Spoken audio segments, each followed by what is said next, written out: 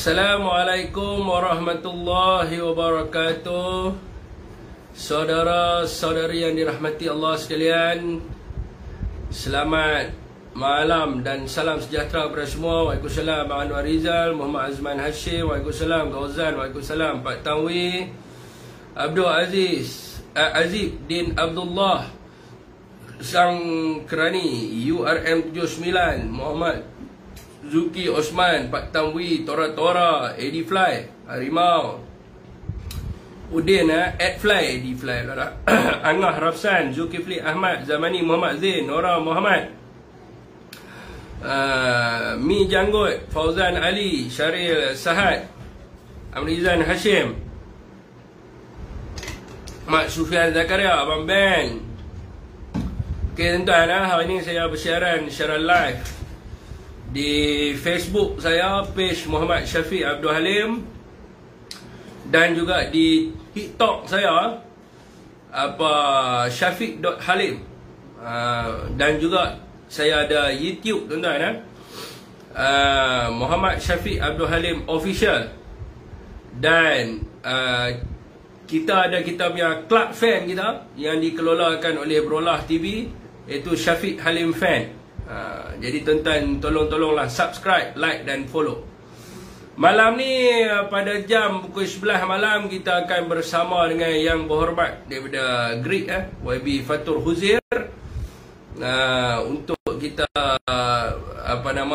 sebelum sidang parlimen. Jadi kita nak tanya dia lah sikit apa dia nak buat di Greek dan sebagainya. Okey tuan-tuan, Waalaikumsalam. Ada siapa sahabat-sahabat yang panggil salam dan sebagainya. Teruskan perkongsian. Ya, Greek malam ni, Greek teruskan perkongsian, saudara-saudara semua, sahabat-sahabat saya di Facebook dan sebagainya. Hari ni Greek akan di TikTok. Lagi siapa duduk FB dia boleh pergi TikTok lah. Pukul 11 lah, pukul 11 kan. Bila ni sepi FB dia. Jadi di FB ni lah yang pentingnya ni, tuan-tuan kena share, bagi dia naik dia punya viewer dia tinggi sikit. Sebab di Facebook ni dia recorded, ya Brolah TV sebab di Facebook dia recorded, ya Broken Angel Waalaikumsalam pada siapa yang memberi salam tu. Waalaikumsalam. Sebab di Facebook dia recorded dan disebarkan, orang boleh tengok selepas daripada live. Di TikTok dia unrecorded. Unrecorded ni susah lah kan, nak kena tunggu masa, nak kena download dia punya tu semua. Jadi orang nak tengok pun esok baru nak boleh tengok, dia tak boleh nak ulang malam ni. Jadi siapa-siapa yang duk biasa tengok di Facebook tu, tolonglah daripada TikTok tu pergi ke Facebook, tolong share Sat. Okey tuan-tuan, Amboi bersongkok sekarang, nasi tak bersamping. Tak, dia cerita dia macam ni sebab rambut malah nak sikat, nampak? Saya bila saya dah siap saya punya ni apa semua ni, nota apa semua ni, saya nak pergi sikat rambut boleh leceh. Lepas tu saya teringat bila yang berhormat Syahidan Kasih masuk dalam live kan. Saya teringat lah trademark songkok tinggi. Dulu saya ada satu spek bulat tau, spek macam Orang Jaafar pakai tu. Saya akan sengitkan macam ni, lepas tu saya akan pakai saya punya spek bulat tu lah kan. Jadi songkok tinggi ni susah nak dapat ni tuan. Ni saya dapat di Al-Barakah. Saya ada satu gig saya dapat di Aluk Start Kedah. Jadi dia satu gig apa yang dapat ni yang jenis ada macam lekuk ni. Yang baldu kan dia ada lekuk. Jadi yang ni pun nak kena cuci balik lah. Tapi susah nak servis lah songkok tinggi dia kan. Nak kena sentiasa jaga, nak letak dalam kotak dan sebagainya. Okey tuan-tuan. Waalaikumsalam kepada sesiapa yang memberi salam. Ahmad, Samsudin Ganu, Kamal Mahazir, Pip Fidaus, Cik Noh, Abang Wahab pun ada di situ dengan dahsyat dan hebatnya. Ya betul, dengan dahsyat dan hebatnya. Malik Hizir. Saya buat live saya buat premier live di YouTube tadi. Saya tengok geng-geng PH pakat masuk Depa balun. Depa balun cukup-cukup. Pakai tanjak. Saya punya tanjak saya ada. Lepas pilihan raya umum hari tu, saya tak mana. Saya ada saya punya tanjak saya sendiri. Yang buatnya adalah Al-Barakah lah. Saya nak kena pergi habang. Dia suruh buat baru lah, tempahan yang baru lah. Saya ada jenis yang saya minat, saya punya sendiri punya. Saya pakai dua. Satu Guru Selebu, satu lagi Tanjak Tuah. Saya pakai dua tu. Hak lain saya tak boleh pakai, dia jadi hangat. Oh, dia jadi ni tak kena, ada belajar sikit. Saya boleh pakai dua tu ya. Dari Guru Selebu dengan Tanjak Tuah, yang tu nampak elok sikit lah saya pakai. Yang lain tu nampak pelik. Yang banyak duk jual ni, yang banyak duk jual adalah Dendam Malaya dengan satu lagi apa? Balong Raja. Yang tu yang banyak duk jual. Dari Guru Selebu ni payah nak cari sikit. Dari Guru Selebu dia ada macam tu. Dia naik macam tu, betul dia ada satu naik. Nampak cantik lah. Kan? Satu hak saya duk pakai, satu lagi macam tu. Itu tak silap saya Tanjak Tuah kot. Saya ada jual Tanjak Muazia Haziah. Dia punya material dia apa? Material. Okey, tuan. Waalaikumsalam kepada siapa-siapa yang memberi salam kepada saya. Terima kasih lah yang puji saya ni ada lambung tinggi sangat. Sekali jatuh patah kaki. Tuan, jom bersatu, jom masuk bersatu. Tak hai lah. Tak untuk Ustaz dia jadi jam. Hang tengok lah sama komen aku ni. Duk tengok dah ni bang. Baca kadang-kadang laju sangat, tak perasan bang. Teruskan perkongsian. Okey tuan-tuan, tu mukadimah lah. Jadi hari ni saya nak kena ni sikit lah, express. Selamat hari jadi dah lagi, satgi lah. Selamat hari jadi satgi kok-kok lah dah kereta Ferrari nak lintas motor susah-susah kan. Hari jadi saya kan. Kan, jadi ada hadiah mai kan, ikan paus sampai 15 kan. Mana nak tahu kan. Sebab semalam saya mimpi semalam singa lintas. Okey tuan. Awal live hari ni, tak awal sangat lah kan, pukul 10 dah. Sepatutnya pukul 9.30. Okey tuan-tuan, hari ni kita sambung sikit lagi daripada manifesto, janji manifesto Pakatan Harapan. Jadi antara, kalau kita duk sebut lah ni Madani ni tuan-tuan. Madani ni adalah satu perkataan yang ada disebutlah dalam manifesto Pakatan Harapan PRU 15, iaitu tajuk manifesto tu adalah tajuk manifesto tu kita boleh kan. Jadi tuan-tuan, dalam tu saya cari ada Madani. Tapi masalahnya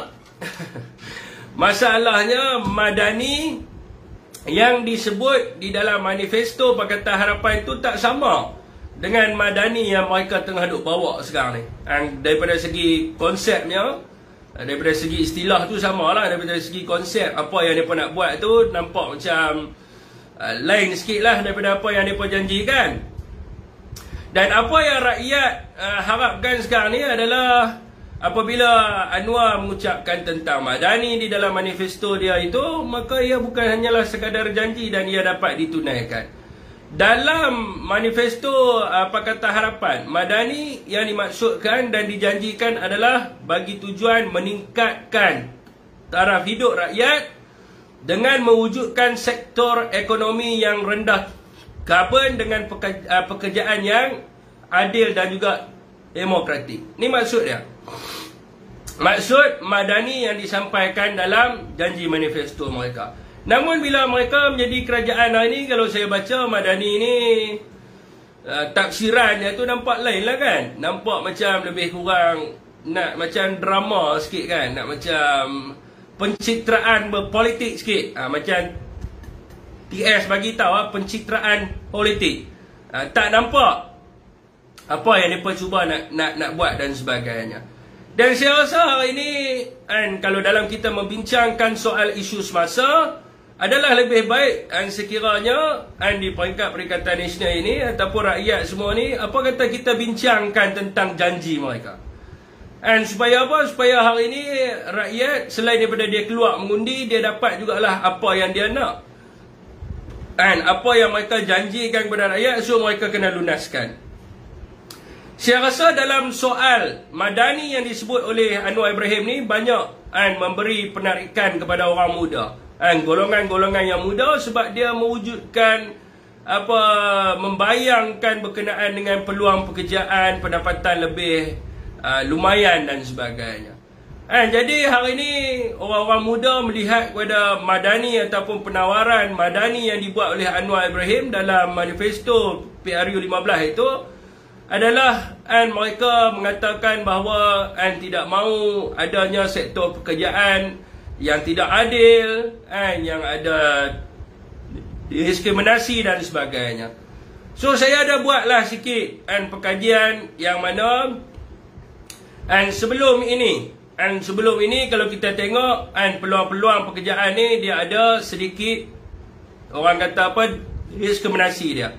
Sebagai contohnya, ada iklan-iklan jawatan yang diletakkan hanya pekerja Melayu sahaja, hanya pekerja India sahaja, ataupun hanya pekerja Cina sahaja. So hari ini dalam konsep Madani yang Anwar bawa di dalam janji manifestonya adalah Anwar kata dia nak hapuskan benda ni. Tapi bila saya pergi tengok tadi dalam George Street, saya pergi tengok tadi dekat dalam inilah apa-apa sajalah portal-portal untuk cari kerja ni, masih ada lagi tafsiran hanya memerlukan pekerja Melayu saja, hanya memerlukan pekerja Cina saja, dan hanya memerlukan pekerja India saja. Dan jadi kita harapkan kerajaan yang mana mereka janjikan sebelum ini mereka akan buang benda ni, mereka akan membantras benda ini yang mana akan mewujudkan peluang pekerjaan yang lebih adil dan saksama. Peluang pekerjaan kepada orang muda yang berdasarkan dan berteraskan kepada merit dan juga pencapaian akademik dia. Sebab adalah rakan-rakan kita cerita contohnya dalam industri perkilangan dan sebagainya, walaupun dia ada degree dalam bidang engineering, namun ada orang yang tidak ada degree dalam bidang engineering, kerana dia sesuatu bangsa, dia diangkat naik sebagai senior engineer ataupun sebagai chief of technician dan sebagainya. Dan benda ni selalunya berlaku di Pulau Pinang lah. Di Pulau Pinang selalu berlaku benda ni, negeri yang ditadbir oleh Pakatan Harapan itu sendiri. Dan saya nak tanya soalan kepada mereka, adakah perkara ini sebenarnya wujud? Sebenarnya memang berlaku. Sebab kita dilaporkan, rakyat memberitahu kepada kita bahawa adanya diskriminasi daripada segi pekerjaan dan sebagainya. Jadi kalau kita nak tengok kat sini, kerajaan hari ini dia boleh menggunakan modul yang telah ada. Modul yang telah dibuat sebelum ni, sebagai contohnya modul di dalam My Future Job. Kerajaan boleh merealisasikan ekonomi Madani yang mereka sebut dalam janji manifesto, dan mereka pun dah katakan dah mewujudkan kerajaan Madani ni, maka mereka boleh lihatlah sebagai contohnya program di bawah My Future Job. Kerajaan boleh memastikan supaya kerajaan boleh mengawal daripada sudut pengambilan pekerja, bukan sahaja pengambilan pekerja asing, tetapi pengambilan pekerja di Malaysia itu dengan meletakkan syarat-syarat sebagaimana yang dijanjikan di dalam ekonomi Madani di dalam manifesto Pakatan Harapan itu sendiri. Dan pada cadangan saya lah, syarikat-syarikat yang ingin mengambil pekerja yang baru dan sebagainya, dia mestilah berdaftar dengan Kementerian Sumber Manusia. Macam hari ini, siapa yang nak mohon warga asing akan hubung dengan Kementerian Sumber Manusia. Jadi bagi warga tempatan juga mestilah melalui Kementerian Sumber Manusia, dan sebarang tawaran jawatan haruslah dipaparkan di dalam portal My Future Job. So dengan itu kerajaan boleh kawal, meletakkan syarat, maknanya kalau dia nak ambil pekerja itu, mestilah berdasarkan merit dan juga pencapaian dia. Tidak boleh berdasarkan kaum. Mungkin kalau nak penambahan daripada sudut language, mungkin dia terbuka kepada semua. Contohnya kalau ada orang Melayu yang boleh cakap hamil, so dia boleh lah. Dia boleh lah minta kerja tu. Kalau ada orang Melayu yang boleh cakap Hokkien, ataupun ada orang Melayu yang boleh cakap Chinese, Mandarin dan sebagainya, so dia boleh mohon lah. Tidak tertakluk kepada bangsa. Jadi sebab ini yang dijanjikan dalam manifesto Pakatan Harapan semasa PRU yang ke-15.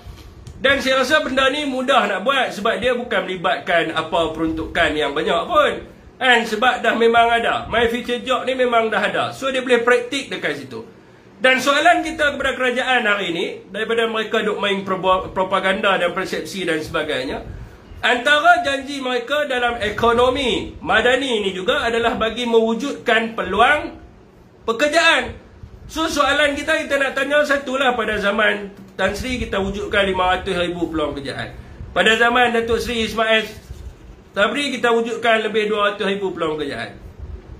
Hari ini kita nak tanya, apabila kerajaan hari ini mewarisi daripada kerajaan yang terdahulu, berapakah peluang pekerjaan yang telah pun diwujudkan dalam tempoh masa 77 hari mereka menjadi kerajaan? Sebab hari ini kita tak dengar mereka sembang pun berkenaan dengan peluang pekerjaan. Mereka tak sembang pun tentang orang muda. Mereka tak sembang pun tentang ekonomi belia. Mereka tak sembang pun tentang pekerjaan yang adil dan sebagainya. So mereka duk main dengan persepsi dan sebagainya. Rakyat hari ini dia tidak mau lagi lah rasa ditipu dengan janji-janji madani, konon-kononnya nak mewujudkan ekonomi madani, namun yang rakyat dapat benda lain. Saya rasa ramai rakyat yang kata, oi, apa madani madani ni, ramai rakyat yang kata, dia kata madani ni, ma ni adalah mama, da ni adalah Edi, dan juga ni adalah Nurul Izzah. Ramai yang kata macam tu. Jadi Anwar Ibrahim haruslah berubah daripada sudut dia janjikan madani itu bukan hanya sekadar maksud tarifan mama, Dedi dan juga Nurul Izzah, tetapi apa yang dia janjikan di dalam manifesto tersebut. Ni sahabat-sahabat tolonglah share. Okey tuan, di dalam manifesto Pakatan Harapan berkaitan dengan ekonomi madani ini juga, mereka mengatakan bahawa mereka nak meningkatkan pelaburan di dalam RE, ataupun kita panggil sebagai renewable energy, tenaga boleh baharu. Di dalam manifesto mereka katakan bahawa sekiranya Pakatan Harapan menjadi kerajaan, maka Pakatan Harapan akan mensasarkan 50% orang kata apa, 50% penggunaan tenaga boleh baharu di dalam bekalan tenaga utama negara, iaitu TIPES. Sekarang ni tuan-tuan, 4 sumber tenaga mendominasi campuran jumlah bekalan tenaga utama negara, ataupun kita panggil dia sebagai TPES, yang mana pertamanya adalah gas asli, iaitu sebanyak 41%. Minyak mentah dan juga petroleum sebanyak 29%, dan juga harang batu sebanyak 22%. Dan juga di dalam sudut RE tuan-tuan, dalam tenaga boleh baharu ni, dalam hidro, solar, biotenaga dan sebagainya, negara kita hanya menggunakan 7% sahaja. Dan kadar pertumbuhan bagi arang batu is 11%, sebab permintaan dia yang tinggi, khususnya di dalam sektor-sektor yang berkaitan dengan elektrik dan sebagainya. So apabila Pakatan Harapan menjanjikan, yang mengatakan mereka akan menarik pelaburan, mereka nak orang kata apa, fokuskan negara kita kepada sektor tenaga boleh baru ni ataupun RE, nak meningkatkan kepada 50%. So rakyat dah tahulah apakah yang mereka telah bincangkan sekarang ini dan setakat manakah mereka telah membincang sekarang ini. Sebab rakyat tahu 80% daripada penjanaan elektrik dalam negara kita adalah bergantung kepada arang batu. Sebab itu bila kita buat semakan semula pada ICPT tuan-tuan, ICPT ni kita buat semakan pada bulan Disember dan juga Jun. Bila kita semak semula dan kerajaan setiap tahun terpaksa menaikkan tarif elektrik ataupun menambahkan subsidi. Sebab apa? Harga arang itu sentiasa meningkat dan harga dia tidak menentu dan sebagainya. So inilah menyebabkan rakyat terpaksa tanggung tarif elektrik yang lebih tinggi, dan juga menyebabkan kepada peningkatan harga dalam pasaran tempatan. Khususnya harga barang asas macam syarikat Nestle dan sebagainya. So sekarang ni tuan-tuan, kerajaan yang terdahulu telah pun ada beberapa dasar yang telah dibuat untuk memacu RE dalam negara kita. Sebagai contohnya, di zaman Tan Sri Muhyiddin Yassin memang ada dipanggil sebagai Wawasan Kemakmuran Bersama 2030, yang mana dalam tu ada perancangan. Ada perancangan macam mana kita nak meningkatkan kepenggunaan kita kepada RE itu sendiri. Dan kemudiannya disambut pada zaman Datuk Seri Ismail Sabri, iaitu dalam Dasar Tenaga Negara 2022-2040, yang mengatakan bahawa kerajaan akan memfokuskan kepada kepenggunaan kepada RE ini bagi mereducekan kos yang ditanggung oleh rakyat dan juga untuk reducekan harga di dalam pasaran tempatan dan sebagainya. So sekarang ni kita nak tanya, adakah kerajaan hari ini, kerajaan Bang Non kita hari ini, adakah dia akan meneruskan dasar-dasar yang telah dibuat oleh kerajaan yang sebelum ini?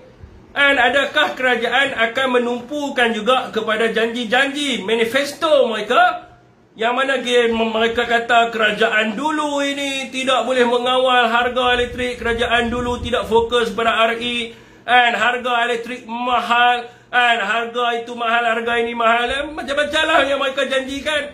Jadi sekarang ni saya nak tanya, adakah kerajaan hari ini melalui kementerian itu membincangkan soal ini? Dan sekiranya saudara lihatlah, baru-baru ni Menteri Besar Kedah ada masuk kat dalam live. Antara perkara yang Menteri Besar Kedah sembangkan ataupun bualkan pada waktu itu adalah dia mengatakan negeri Kedah sangat terbuka lah kepada sesiapa yang bercadang untuk melabur dalam sektor RE ni. Dan Kedah sentiasa terbuka sekiranya kerajaan persekutuan bercadang untuk menjadikan Kedah sebagai negeri contoh untuk membina ladang-ladang bola dan sebagainya.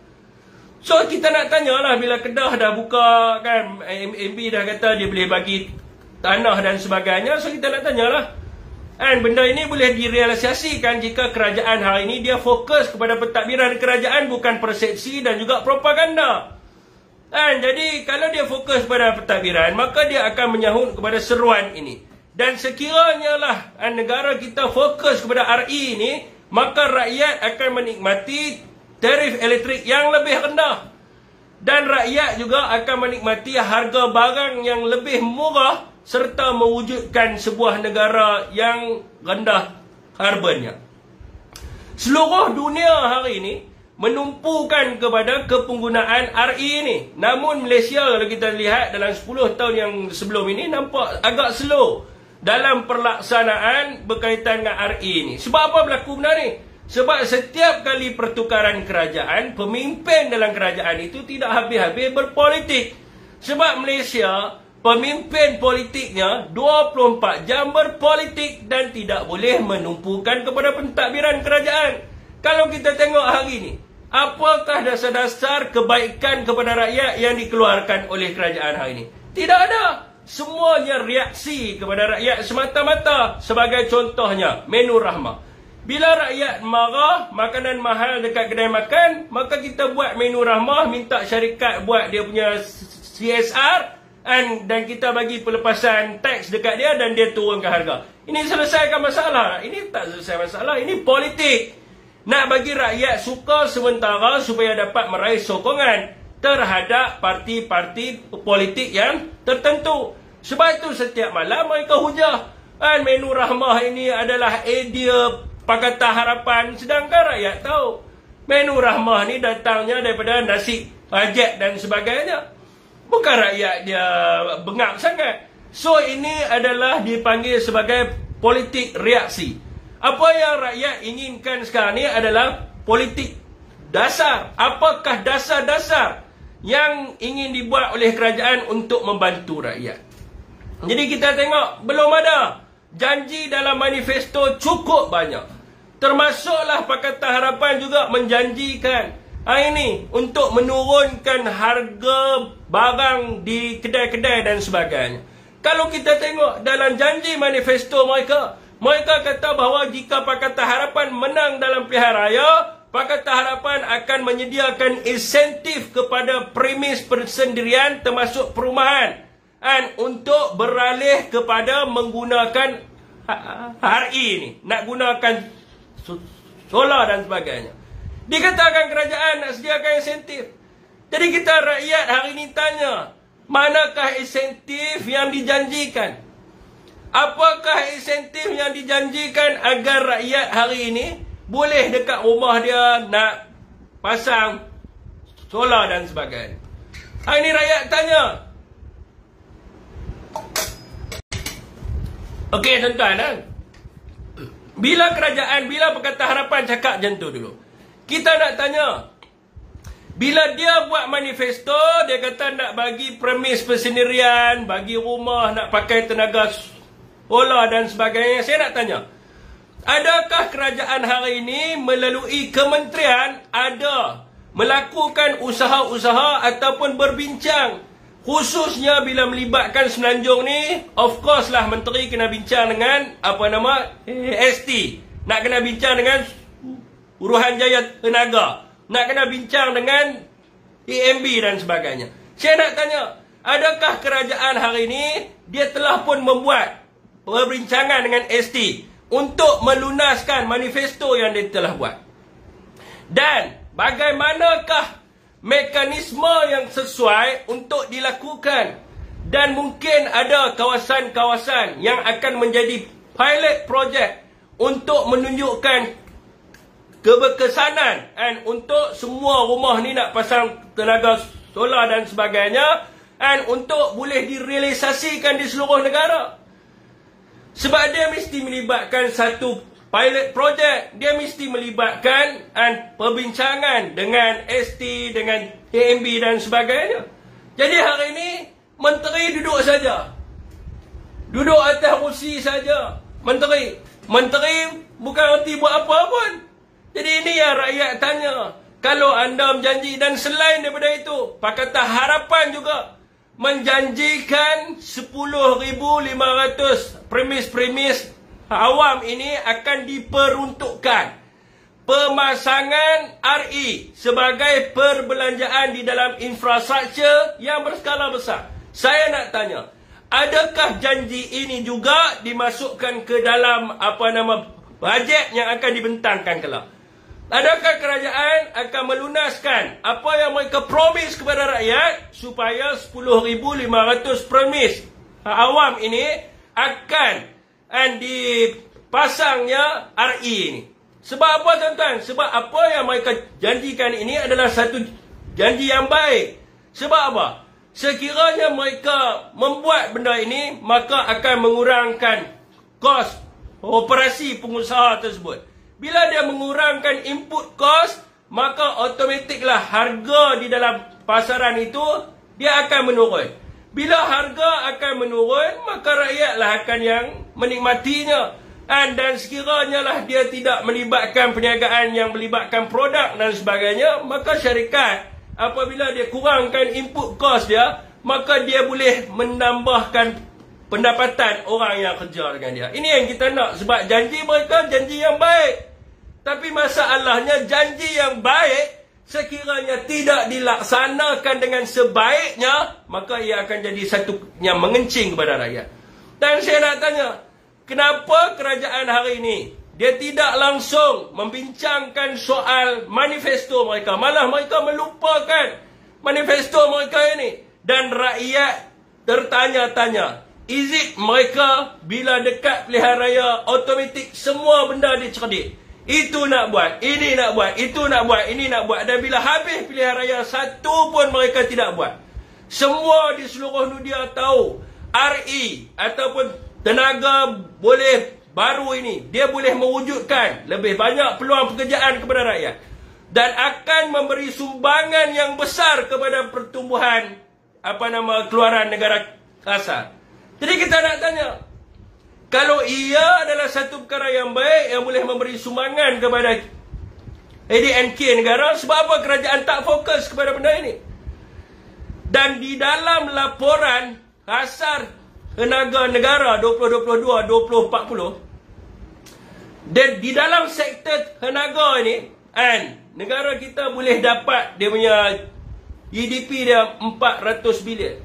Bersamaan dengan 27% daripada kita punya GDP kita. Sebab apa kita tak memfokuskan soal ini? Kita nak tanya. Jadi tuan-tuan, masa mereka ceramah dulu, semua perkara mereka boleh buat.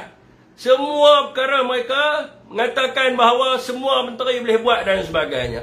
Adakah rakyat hari ini melihat yang kata Pakatan Harapan ini hanyalah sebuah parti yang hanya tahu propaganda dan persepsi semata-mata? Rakyat mahukan madani yang dijanjikan di dalam manifesto mereka, bukan madani yang hanya drama dan pencitraan politik semata-mata. Itu yang rakyat inginkan. Dan kita harap supaya kerajaan melunaskan apa yang mereka janjikan. Fitnah, pergilah baca manifesto. Kalau tak baca manifesto, duk dengar saja apa yang Anwar cakap berbilion-bilion dan sebagainya, sebab tu kena tipu. Saya mencadangkan kepada mereka yang tengok live saya pada malam ini, dan saya minta lah share-share lah bagi banyak sikit. Ni tak macam semalam ni. Share-share bagi banyak sikit. Dan saya harapkan semua yang tengok live saya ni, tolonglah baca. Tuan-tuan, sebab itulah kita ni disuruh apa? Iqra', suruh membaca. Kalau kita tak membaca, bagaimana kita nak mendapatkan sesuatu maklumat tersebut? Tuan-tuan, pengetahuan datangnya daripada sumber yang kita baca menjadi informasi kepada kita. Barulah boleh menjadi hikmah pengetahuan tersebut. Kalau pengetahuan itu tanpa sumber yang sahih, pengetahuan tersebut without information yang tepat, maka dia akan membawa kecelaruan kepada kita. Sebab banyak orang Pakatan Harapan yang duk kata kasih fitnah dan sebagainya. Sebab apa?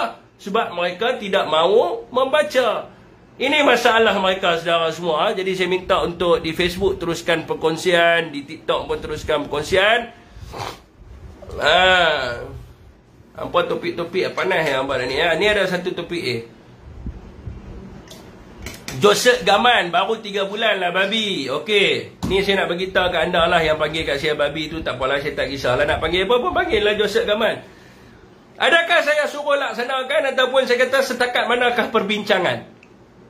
Adakah perbincangan mengambil masa 5 tahun? Adakah anda cuba nak beritahu kepada rakyat, okey kita tunggu 4 tahun lagi? Tuan-tuan, kalau dia bincangkan, kalau di peringkat kementerian yang terlibat itu membincangkan keluar kepada rakyat bahawa kerajaan sekarang ini tengah fokus kepada RE dan sebagainya, dalam dasar yang telah dibuat, dan kita ada fokus kita dalam bajet and untuk membangunkan RE ini dekat mana, dan akan ambil masa berapa lama, then okay lah. Don't be stupid my brother. Kita bukan sebut tentang pelaksanaan, we talk about setakat manakah perbincangan telah dibuat kepada ST dan juga TMB dan sebagainya. 16 days you tak boleh nak tunai walaupun satu manifesto you. Baik you tak payah jadi orang politik, tak payah jadi kerajaan. Kencing ya, 22 bulan kencing, sekarang ni pun kencing. Rakyat nak tahu, dah bincang ke tak bincang, menteri dia buat apa? Kementerian Sumber Tenaga Asli, kerja dia buat apa? You cakap baru 2 bulan, 60 hari dia buat apa? Dia duduk saja atas kursi dia aja. Dia buat apa? Takkan menteri dalam tempoh masa 60 hari dia tak payah buat kerja apa-apa, tak payah bincang, dia tak payah panggil ST. Tuan-tuan, Kementerian Sumber Asli bukan banyak agensi bawah dia. Dia ada ST, dia ada TMB, bincanglah. Rakyat nak tahu setakat manakah perbincangan itu.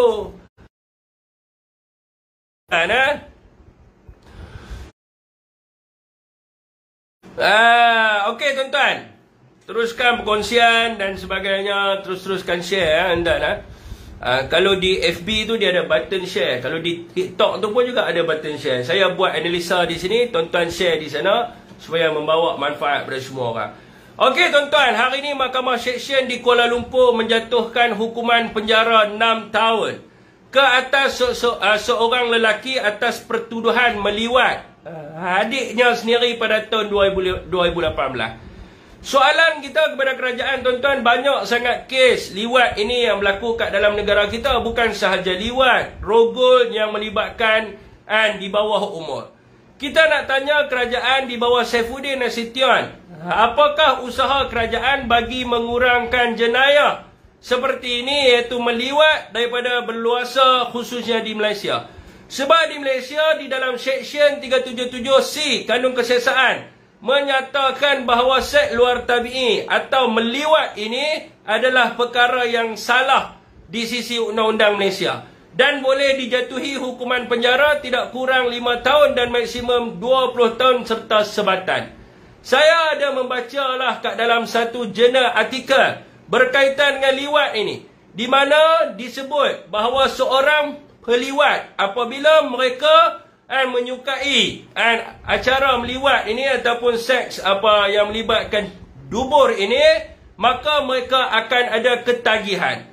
Jadi mereka seperti pemangsa yang sentiasa mencari mangsa dan sebagainya. Jadi apa yang kita nak tanya kepada kerajaan, apakah usaha kerajaan untuk membasmi ataupun mengurangkan kes berkaitan dengan liwat ni?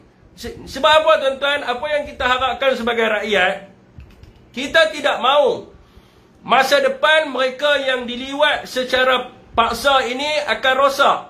Sebab apa? Apabila seseorang ini diliwat, maka dia akan menjadi trauma kepada mereka yang diliwat ini.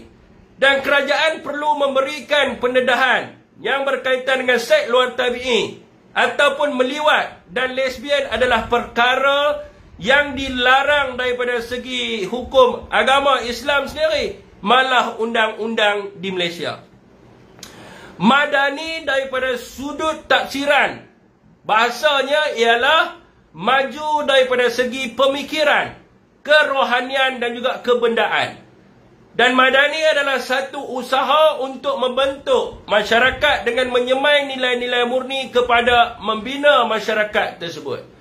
Liwat ialah satu perkara yang tidak bermoral dan meruntuhkan akhlak seseorang. Bukan sahaja dilaknat oleh Allah Subhanahu Wa Taala, namun Nabi juga tidak mengaku sebagai umatnya kepada mereka-mereka yang minat kepada liwat ini. Saya lihat dalam perkara ataupun konteks ini, masyarakat seseolah takut untuk menerangkan berkaitan dengan acara meliwat ini. Sebab mereka risau bila sebut tentang liwat, maka akan terkait dengan individu-individu berpolitik yang tertentu. Itu adalah salah. Sebab bila kita sebut tentang liwat, ia tidak merujuk kepada mana-mana orang politik. Tetapi liwat adalah perkara yang haram yang perlu ditegah, khususnya melibatkan sebuah negara Islam seperti Malaysia. Sudah tentulah bila kita sebut tentang sebuah negara Islam yang majoritinya adalah umat Islam, rakyat menolak kepada acara meliwat dan juga LGBT ini. Dalam kes hari ini yang dilaporkan oleh berita tempatan, saya lihat peliwat hanya diberikan kaunseling semata-mata apabila dia telah pun melakukan sesuatu kesalahan meliwat. Jadi ini yang perlu kita lihat, dan kita minta juga kepada Menteri Pendidikan, dia perlu memeriksa dasar-dasar di peringkat sekolah, khususnya melibatkan pendidikan seks yang bakal diperkenalkan dengan memasukkan nilai-nilai Islam itu sendiri. Dan kita perlu dan kita tak perlu takut untuk menyebut di dalam buku teks berkenaan dengan zina itu adalah sesuatu yang haram, liwat itu adalah sesuatu yang haram, dan lesbian itu adalah sesuatu yang haram. Dan mereka yang melakukan liwat, zina dan juga lesbian itu boleh ditempatkan di dalam neraka. Dan ada pihak yang akan mengatakan bahawa dalam mendidik ni tak boleh keras. Kita tak boleh tahu, kita tak boleh bagi tahu kepada rakyat yang kata liwat ni haram, masuk neraka. Kita tak boleh bagi tahu kepada rakyat yang kata lesbian ni haram, masuk neraka. Kita tak boleh bagi tahu kepada rakyat yang mengatakan zina ni haram, masuk neraka. Jadi tuan-tuan, ini bukan soal keras, tetapi ia adalah satu pendirian berkaitan dengan akidah seorang Islam dan juga pegangan kepada agama itu sendiri. Dan kalau melibatkan soal akidah dan agama, sudah tentulah kita kena keras, tak boleh berlembut. Sebab itu adalah hukum yang telah pun diletakkan dalam Al-Quran itu sendiri. Maka apabila berkaitan dengan kes liwat dalam negara kita, kita perlu menyatakan apa yang telah pun disebut dalam Al-Quran itu sendiri apabila diceritakan tentang kaum Nabi Lut yang telah pun dilaknat oleh Allah Subhanahu Wa Taala apabila melakukan liwat ini. Jadi selain daripada kita meminta pandangan kepada Menteri Kementerian Dalam Negeri berkaitan dengan kes liwat yang bertambah dalam negara kita, dan juga kepada Menteri Pendidikan tentang pendidikan seks, malah kita juga memohon pandangan daripada Yang Amat Berhormat Perdana Menteri kita. Di mana sebelum ini Yang Amat Berhormat Perdana Menteri kita mengatakan dia menolak sebarang bentuk sokongan kepada LGBT, liberal dan sebagainya. LGBT termasuklah dalam berkaitan dengan liwat dan sebagainya. Rakyat tidak mahu ada lagi kes yang berulang. Mahkamah Seksyen di Kuala Lumpur hari ini menjatuhkan hukuman 6 tahun penjara ke atas seorang lelaki atas pertuduhan meliwat adik dia sendiri pada 2018. Jadi kita tidak mahu perkara ini berulang, dan kita harapkan di Malaysia ini tidak akan ada lagi mereka yang berani untuk melakukan liwat, meliwat dan sebagainya, kerana dia adalah satu perkara yang tidak bermoral. Daripada sudut agama kita perlu tegaskan, daripada sudut akidah kita perlu teraskan, dan daripada segi moral kita kena ceritakan bahawa ia adalah satu perkara yang tidak baik. Okey saudara semua, saya nak baca komen. Ini siapa? Mereka duk marah kat saya. Siapa? Waalaikumsalam YB. Sat YB setengah jam ya. Apa benda pula dah mereka ni. Saya tak nak sebut apa-apa pun. Saya sebut tentang kes hari ni, mereka nak marah. Jam 9 naik. Ya boleh YB. Saya pun tengah menunggu YB ni. Okey saudara semua, teruskan perkongsian YB kita pada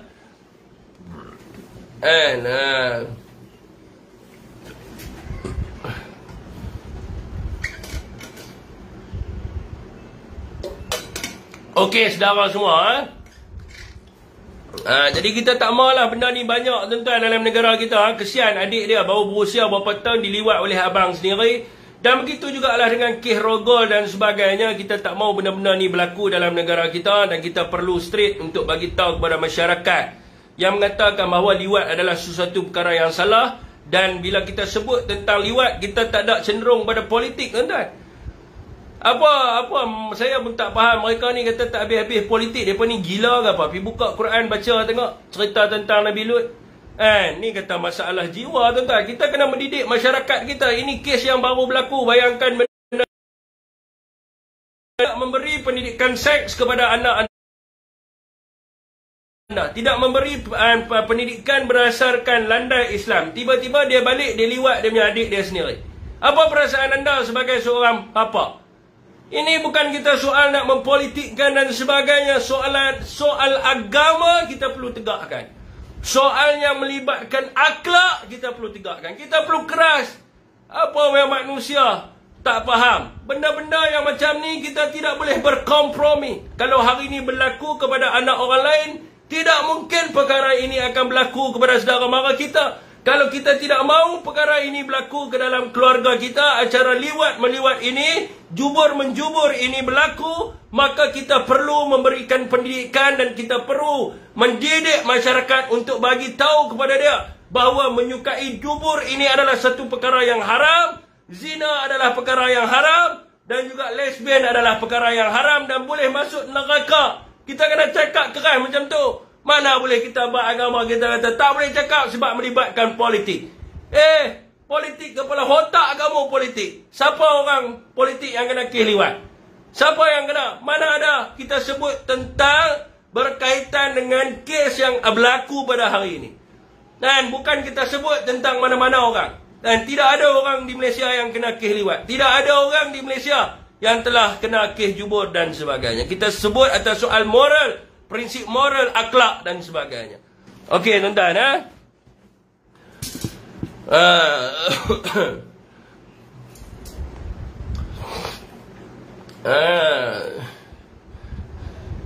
ya.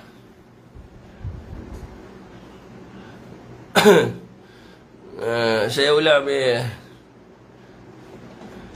Dia orang ni, masalah dia orang ni tak faham. Orang bila dah diampunkan, bersih lah. Tak payah duk cerita lah pasal bab-bab tu. Saya bukan sebut pasal dia. Dia bila dah diampunkan, habislah cerita. Orang cerita pasal ni, kes di mahkamah ni, pergi baca ni berita. Punyalah bengak gini Pakatan Harapan ni. Dia pun tak faham ke?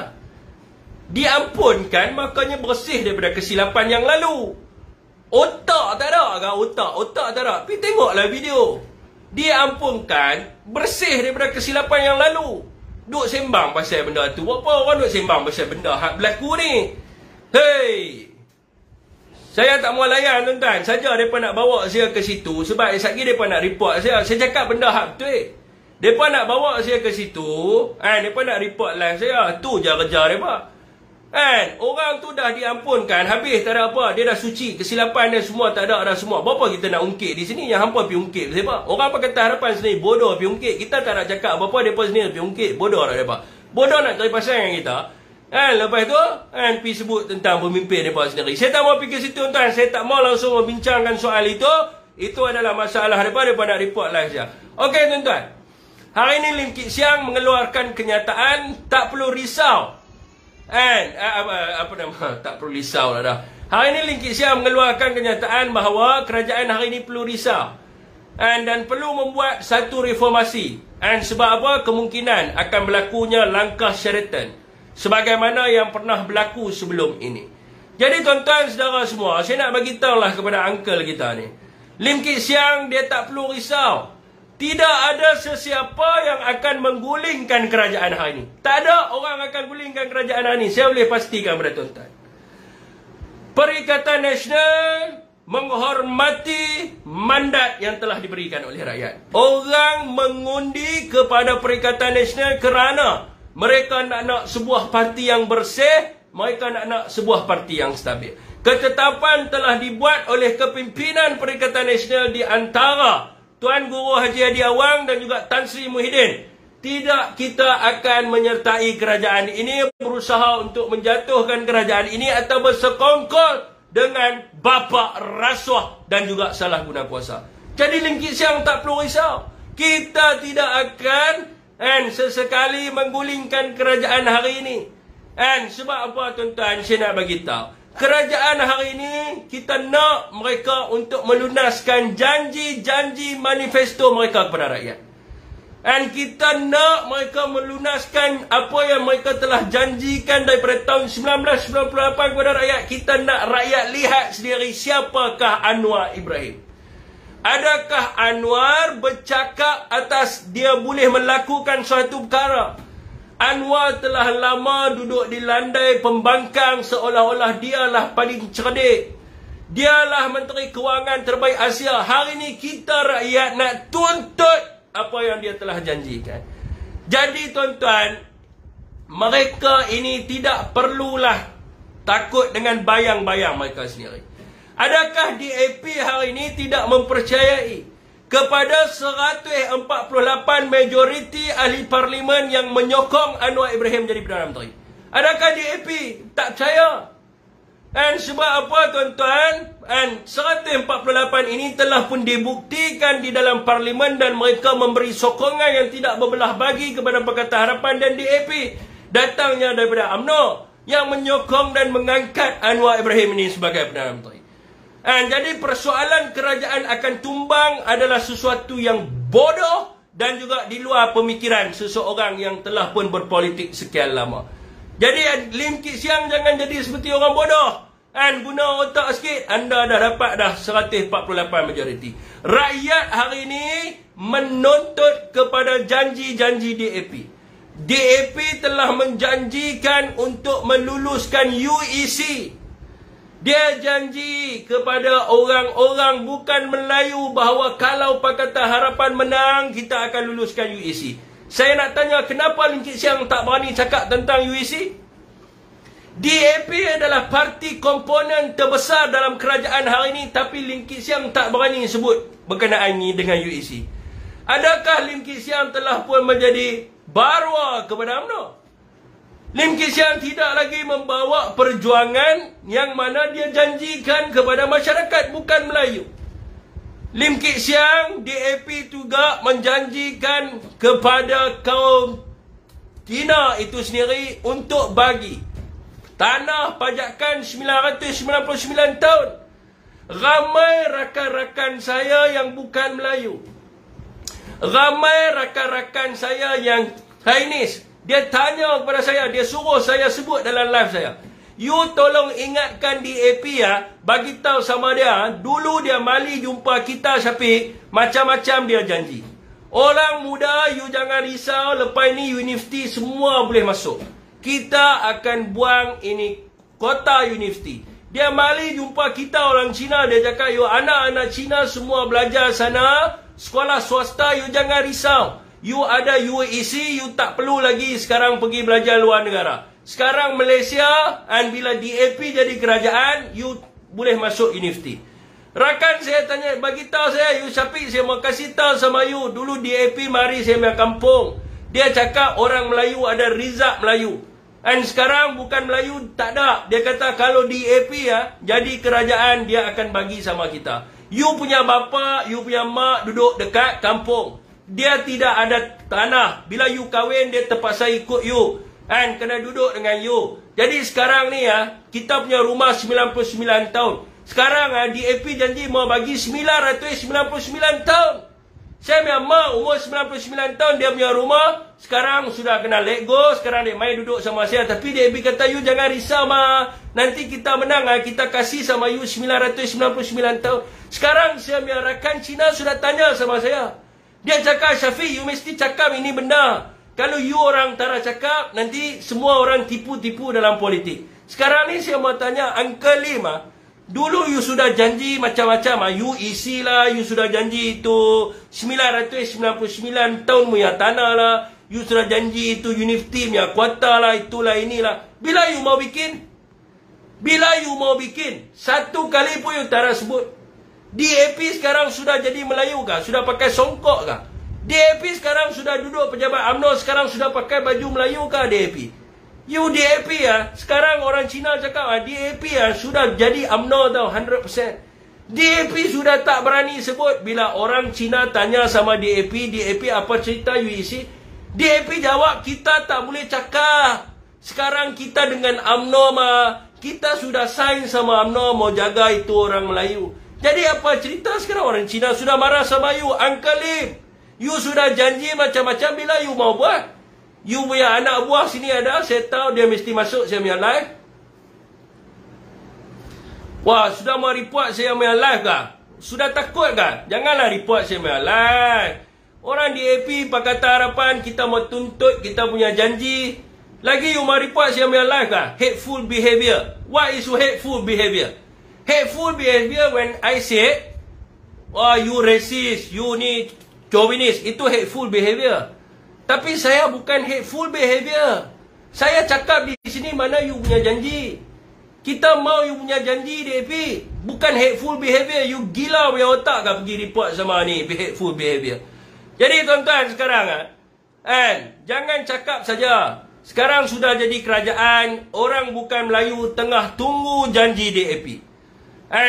Dan rakan-rakan saya yang bukan Melayu sedang melihat adakah mereka akan berpegang kepada janji mereka. Jangan cakap UEC ini, adakah kalau dibawa, adakah Perikatan Nasional akan sokong UEC. Saya tahu kalau saya sebut UEC, orang DAP akan cakap apa? Kalau DAP bawa UEC, adakah Perikatan Nasional akan sokong? You mau tanya kita sokong kan? Tak mau sokong apa? Pasal sudah ada 148 Kerajaan sekarang ini you sudah ada 148 majoriti. You mau tanya saya kah? PN mau sokong tak mau sokong? Wah, kita tak mau tahu. Kita pembangkang, mesti kita bangkang 100%. You boleh cakap sama orang Cina. Dia orang pembangkang, dia mesti ini pah perkauman ini bersatu semua perkauman. Dia orang mesti punya. Tapi kita sudah jadi kerajaan 148 majoriti, kita mesti buat punya. Kita sudah janji. Sekarang sudah ada 148, apa mau tunggu? You tak perlu tanya, you tak perlu cakap kerajaan mau jatuh ke, mau terbalik ke, mau runtuh ke apa ke, bikin janji dululah. DAP, saya tanya sama DAP ni, ada ramai mau tengok, saya tahu you punya itu orang muda apa, Farid Maulud kah? Itu Farid Maulud pun ada tengok saya malam. Hari tu ada masuk main. Suruh Farid Maulud pergi tanya, Uncle, tolong kasih tahu lah itu Syafiq. Dia sudah tanya bila kita mau buat UEC.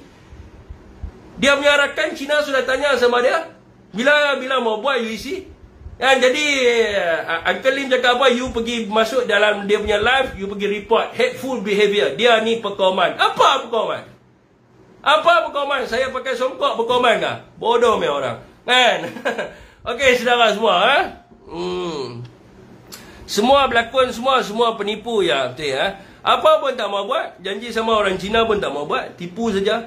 You tipu saya ada kawan tau. Saya India kawan ada. Orang India cakap apa? Orang India beritahu sama saya itu cilaka dulu masa dia berkempen. Dia cakap ini MIC, you tak payah kasih undi. Ini MIC tipu, itu duit mitra orang India pergi himpun duit. Dia punya tanah sudah jual, dia punya gelang tangan sudah jual, mau masuk dalam itu mitra. Dan itu pemimpin cakap, ini mitra mau kasih pergi buat investment, nanti orang India semua jadi senang, kaya semua. You tak ada masalah lah, orang India semua jadi kaya lah, you masuk mitra saja. Jadi orang India pun semua kasih duit lah bagi mitra. Sekarang dia punya duit tak tahu pergi mana. Sekarang DAP dulu pejuang kata kita mesti lawan MIC ni mitra. Sekarang dia duduk sama MIC. Itu Kula Segaran ke, Watia Muti ke, semua diam saja. Itu menteri sumber manusia apa nama? Itu menteri sumber manusia dulu. Kita mesti mau siasat mitra. Ini duit orang India. Tapi sekarang dia banyak bisu lah. Tara cakap langsung. Sudah senyap. Tara cakap sebab apa sekarang? Wah, sama MIC sudah pelum.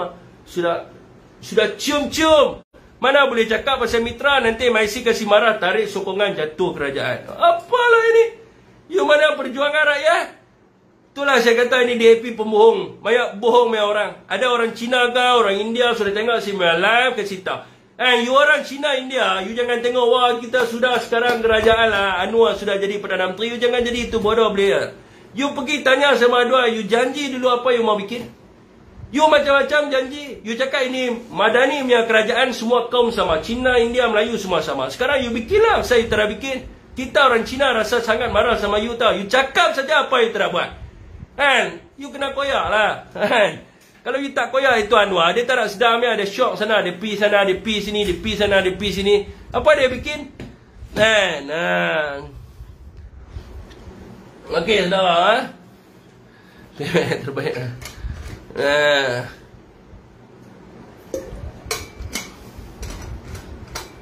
Janji ditapatikan. Siapa ni? Syafiq, borang mana? Aku mau isi, sudah panas ni. Mana bersekutu ke kawan? Saya cakap sama you lah, you ahli bersekutu ke apa ke? You orang semua kena kencing sama Anwar. Apa you boleh buat?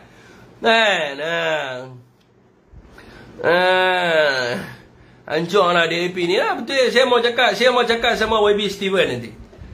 Boleh lah, YB Steven ada sini. Saya mau cakap sama dia. Saya mau tuntut itu UIC tengah dia boleh buat ke tak boleh buat.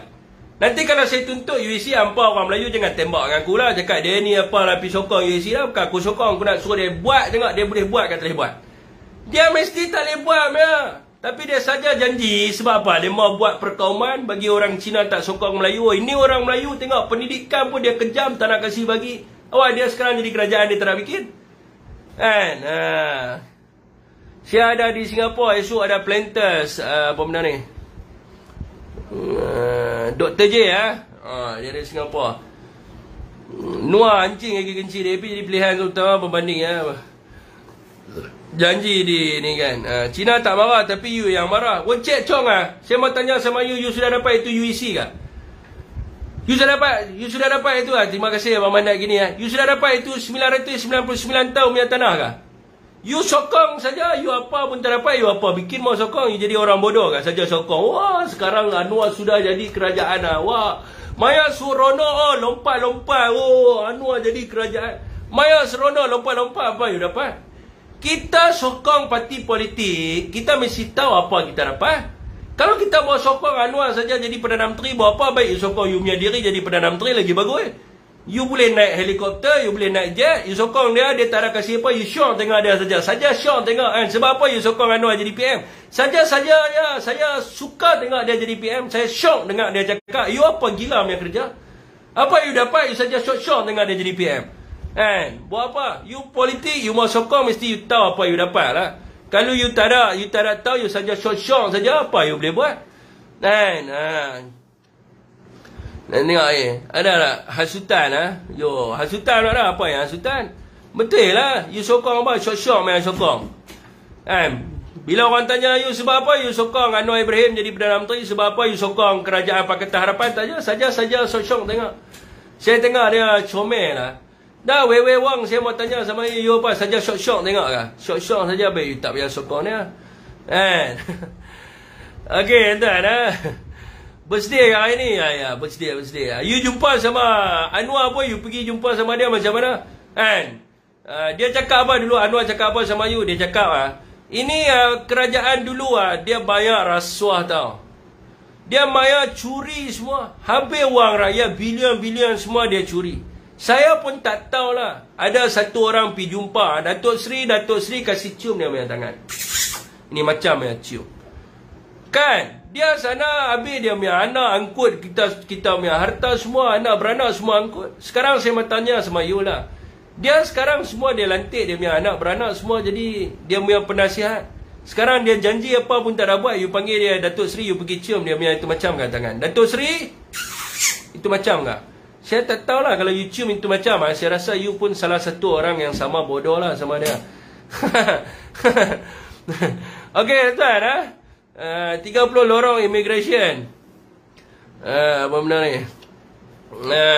Okey saudara semua. Okey tuan, pukul 11 kita akan bersama-sama dengan kita punya YB kita daripada Greek dan Dr. Ashraf Wajidi dalam pilihan raya umum ke-15 yang baru-baru ni lah, yang berlaku pada baru-baru ni.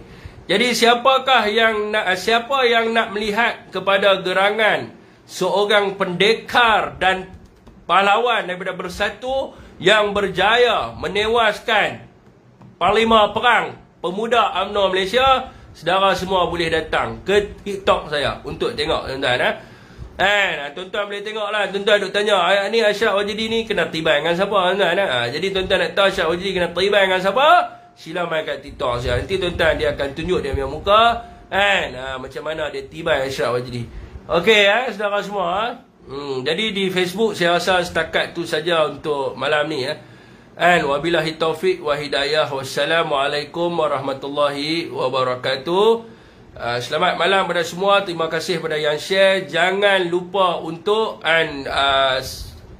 subscribe saya punya FB saya tuan-tuan tekanlah tekan dia punya button follow kan, subscribe kan, like kan, tekanlah banyak-banyak supaya bila saya buat live saudara akan nampak saya punya notification. Okey tuan-tuan, assalamualaikum dan semua. Terima kasih banyak-banyak.